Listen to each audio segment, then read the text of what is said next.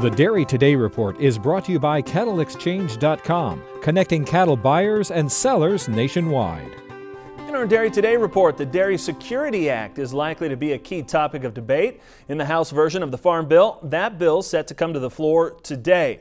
According to our partners over at Dairy Today magazine, the debate will center on whether to include the Goodlett-Scott Amendment. It strips the Market Stabilization Program from the Dairy Security Act. Those in favor of the amendment say the Market Stabilization Program will hurt growth, dairy exports, and cost more.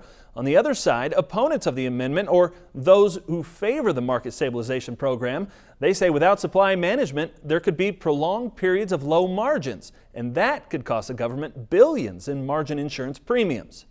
High feed costs is just one thing weighing on beef production. USDA is forecasting U.S. beef production in 2013 to be nearly 2% lower than it was last year. It's also forecasting another 5% drop next year in 2014. So far this year, beef and dairy cow slaughter is up about 3.5% compared to a year ago. But maybe more telling, both steer and heifer processing was down.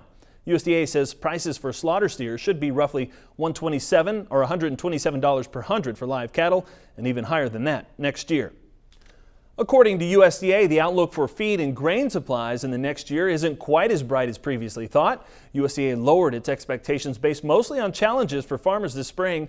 It raised anticipated costs of corn to roughly $4.80 a bushel and $10.75 for soybeans.